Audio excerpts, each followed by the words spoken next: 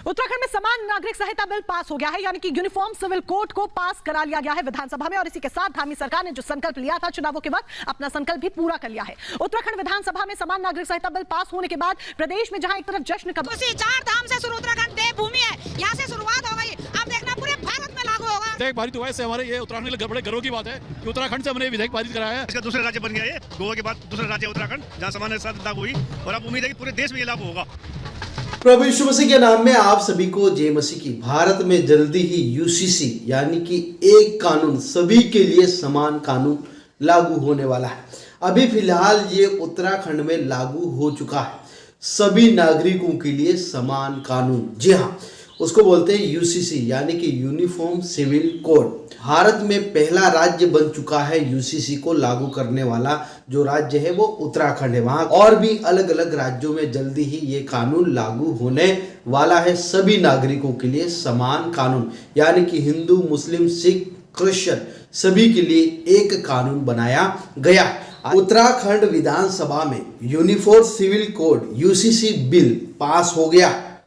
इसी के साथ यूसीसी बिल पास करने वाला उत्तराखंड आजाद भारत का पहला राज्य बन गया है। इस बिल के कानून बनते ही उत्तराखंड में लिव इन रिलेशन में रहने वाले लोगों को रजिस्ट्रेशन करना जरूरी होगा। ऐसा नहीं करने पर 6 महीने की जेल हो सकती है। इसके अलावा पति या पत्नी के जीवित रहते दूसरी शादी भी गैर कानूनी मानी जाएगी।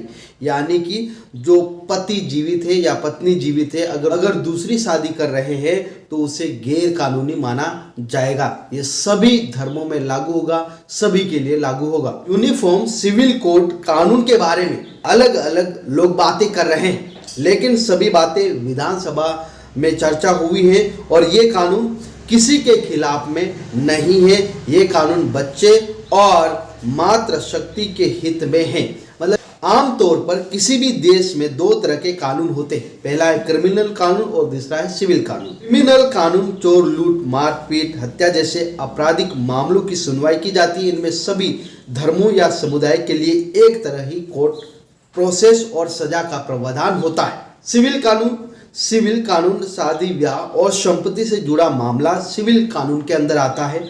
भारत में अलग अलग धर्मों में शादी, परिवार, संपत्ति से जुड़े मामले में रीति रिवाज, संस्कृति और परंपराओं का खास महत्व है। यही वजह है कि इस तरह के कानूनों को पर्सनल लॉ कहा जाता है। जैसे मुस्लिम में शादी और संपत्ति का बंटवारा मुस्लिम पर्सनल लॉ करता है।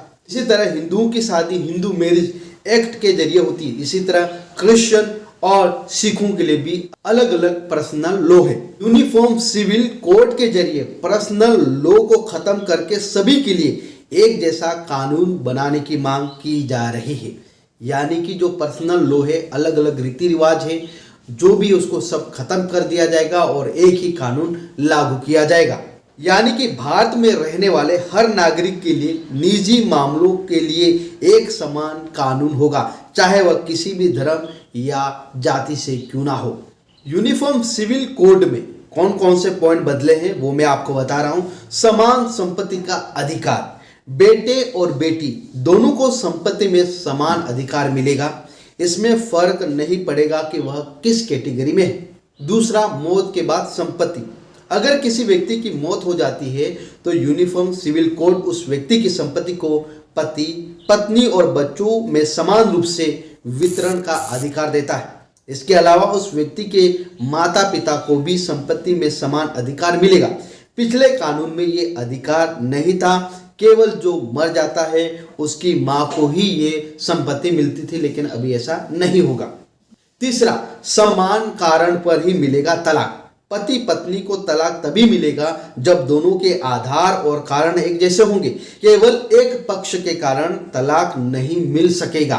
उत्तराखंड में जो आदिवासी लोग हैं उनके ऊपर ये कानून नहीं है, उनके ऊपर ये कानून लागू नहीं होता है। जो जनजाति है और जो अनुचित जनजाति के अंदर आते हैं उनके ऊपर ये कानून लागू नहीं होगा। लेकिन ये जो कानून है हिंदू, मुस्लिम, सिख और क्रिश्चियन के ऊपर समान रूप से लागू होगा और ये कानून धीरे धीरे पूरे भारत में लागू होने वाला।